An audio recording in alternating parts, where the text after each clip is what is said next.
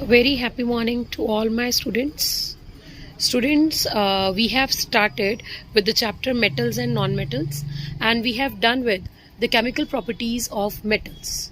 That how do metals react with oxygen, with water, with other metals. Okay. Now next we are going to do the chemical properties of non-metals.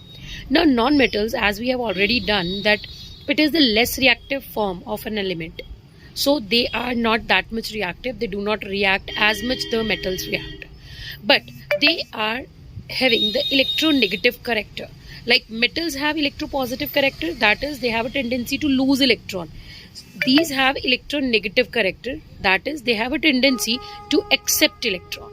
They have capacity to take electrons from others, or we can say that they form a negative ion known as anion, and thus we can call them that they act as a good oxidizing agent. Okay, next, now let us see that how do non-metals react with oxygen. Now we have done that metals form metallic oxides when they are reacted with oxygen. Non-metals on the other hand form non-metallic oxides when reacted with oxygen. Now, as we have done that metals form basic oxides because metals themselves are basic. Now, same is with non-metals. As the non-metals are themselves acidic, they form acidic oxides, or some of the oxides are neutral also. For example, if C plus O2 combines to form carbon monoxide, then it is a neutral oxide. But carbon and oxygen, if combined in the same ratio of 1:1, then they form carbon dioxide, which is an acidic oxide. Nitrogen and oxygen, they combine to form nitric oxide, which is neutral, but phosphorus reacts with oxygen to form acidic oxide P4O10. Now here I want to tell you that on what basis we call these oxide acidic or neutral. These oxides when reacted with water form the acids. Like CO2 when reacts with water it form carbonic acid H2CO3. P4O10 when reacted with water form phosphoric acid H3PO4. So that's why they are known as acidic oxides. Okay. Now these acidic oxides, the nature of oxides can be governed by making them react with the bases. Because if they behave as acidic, they will react with the bases to form salts. Okay. Like here I have written an example for you people that calcium hydroxide when reacted with CO2 gas, it forms calcium carbonate. Plus water is released. Now this reaction, it forms the basis of the paint or the whitewash that we do at home. Yes. See, what is that whitewash solid material, the powdered material? That is calcium oxide. It is first dissolved in water to form calcium hydroxide. Okay. This is your quicklime, the powdered substance. This is your slakelime, which is dissolved in water. This, when is painted on the walls, reacts with the CO2 in the atmosphere to form calcium carbonate, which is a solid shiny substance, and water is released, means water is evaporated. Okay, तो जब आप white wash करते हो तो इसीलिए थोड़ी देर बाद जैसे जैसे वो सूखता है, it just gives it a bit shiny appearance. So that is of calcium carbonate. Okay, so non-metals, so this was how do non-metals react with oxygen.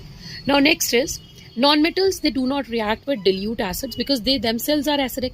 So they do not react with dilute acids and water to evolve hydrogen gas because they cannot give electrons to hydrogen ion to produce hydrogen gas. Like because they cannot give electrons, they have a tendency to accept electrons. They don't have a tendency to release electron, to give electron to someone. However, ये मैंने आपको पहले भी बताया था, अगर किसी ने हाइड्रोजन को रिप्लेस करना है तो हाइड्रोजन प्रेजेंट होता है एज H पॉजिटिव, तो H पॉजिटिव को उसको इलेक्ट्रॉन दे के उसको फिर H बनाना पड़ेगा ना, तो हाइड्रोजन को इलेक्ट्रॉन उसको देना पड़ेगा. But non metals they don't have the tendency to give electron, they have a tendency to accept electron and form an ion. So in this way you have to connect the concept, then you all can understand it very well. Now this is the reaction between metals and non-metals. That metals and non-metals, they both react with each other. Now, if you have understood the previous concept of electropositive and electronegative character, then there is no problem in understanding in this part of the chapter. Okay, students. So let me revise the concept.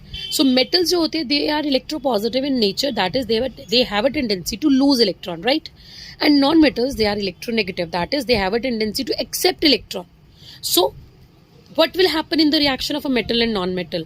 The metal will give and the non-metal will take, or you can say the transfer of electron from a metal to non-metal will occur.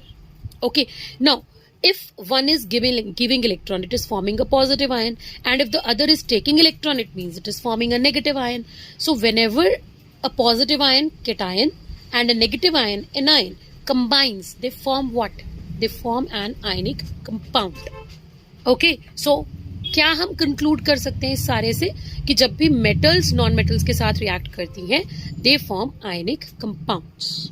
Okay, now let us do one example of this, and it is a quite interesting and quite important topic, because इसमें से बेटा boards में 100% question आता है.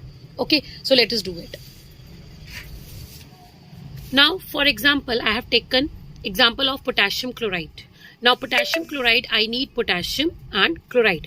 Potassium is a group 1 element, so it is a metal. Now its electronic configuration is 2881 and it forms a positive ion cation by releasing one electron. Now by releasing C, now here you can just see it also that why it is releasing one electron, because it has one electron extra than the noble gas configuration. By releasing these electrons, by releasing this electron,